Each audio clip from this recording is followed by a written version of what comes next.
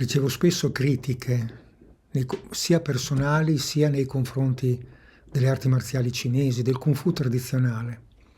Noi siamo praticanti, siamo maestri che non hanno mai fatto combattimento, che non conoscono lo sparring, che non conoscono il combattimento. Che sciocchezza, faccio questo video una volta per tutte, in modo che dopo lo posso replicare all'occorrenza. All'epoca, negli anni 70, quando si praticava arti marziali in Italia, Kung Fu, come Karate, come Judo, era impensabile di non fare combattimento. O almeno nella nostra scuola, nell'Accademia Nazionale del Maestro Sita, il combattimento era un tutt'uno con le Taolu, con le forme. Vi erano tornei interni e anche tornei nazionali e internazionali. Il regolamento era molto particolare, il regolamento di allora, appunto. Avevamo la conchiglia, i paratibie, dei guantini leggeri, si poteva colpire in tutto il corpo, con potenza, quindi era ammesso il KO, ma non si poteva colpire con le mani al viso. In certi anni si poteva colpire piano al viso, quindi controllato, il resto del corpo no. In altri anni non si poteva proprio colpire al viso, a seconda dei vari periodi, delle varie epoche della nostra storia del Kung Fu italiano. Questo chiaramente per evitare danni gravi, incidenti gravi, che comunque c'erano perché i combattimenti erano piuttosto duri. Più tardi ho visto che, negli anni successivi ho visto che anche il Kyokushinkai aveva questo tipo di regolamento, si poteva colpire a pieno contatto nel corpo, certo con certe regole, ma non al viso.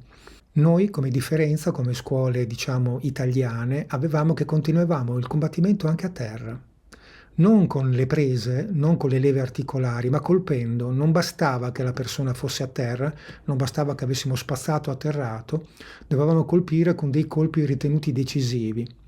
C'era molta strategia di difesa a terra, quindi noi spesso ci buttavamo a terra come nel pugilato si usa il clinch per respirare, per recuperare, perché avevamo un'ottima strategia di combattimento a terra, di calci pugni a terra.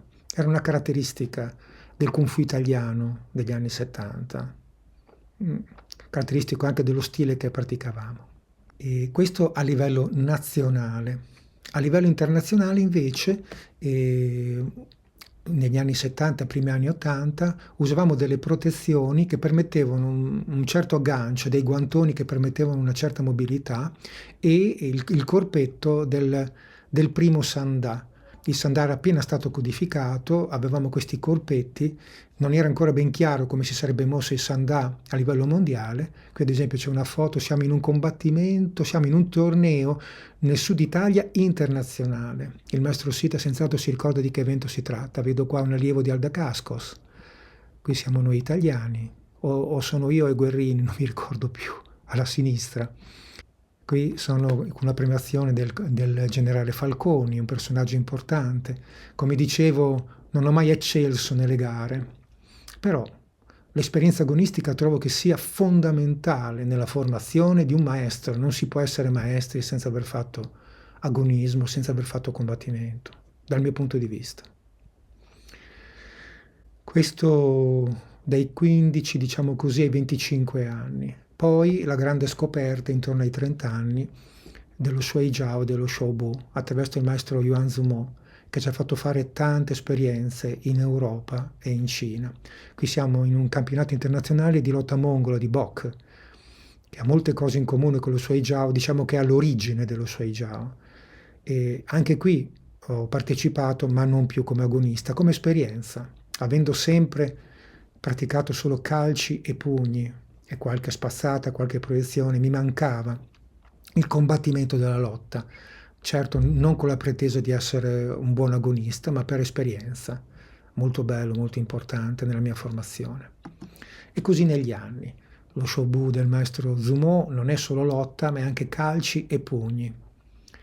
Il fatto di aver fatto agonismo in età, diciamo, da giovane mi ha permesso anche di essere un discreto coach per i miei allievi. Li ho seguiti nei campionati internazionali, qui sono con Luigi Ventura, che oggi è un maestro, una bella esperienza. Qui sono con Vittorio Riprandi, molto coraggioso il nostro Vittorio, anche lui ha avuto un bel cammino agonistico. E Dicono che noi dalla scuola cinese dello Shobu tradizionale non abbiamo l'esperienza dello sparring. È una sciocchezza colossale. Da più di 30 anni pratichiamo Shobu e lo Shobu è solo sparring.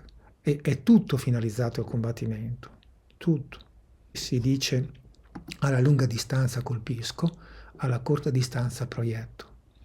C'è una grossa esperienza, anche perché il maestro del nostro maestro, Cho Se-bin, che vedete qua in una foto di ormai 30 anni fa, era anche un pugile professionista.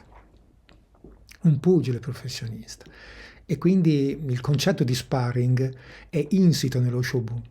Come dicevo all'inizio di questa nostra chiacchierata, ho fatto 8 anni di collegio e lì non era una questione di sparring o di combattimento sportivo, era una questione di sopravvivenza. Quegli anni li tengo per me, qui ho parlato solo dell'aspetto agonistico della mia vita, ma io ho cercato nelle arti marziali qualcosa che vada ben al di là dello sport, anche se ritengo che il combattimento, lo sparring, sia fondamentale nella formazione di un atleta, di un maestro.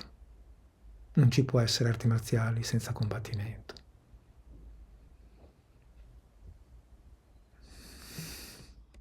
Still I hope that you will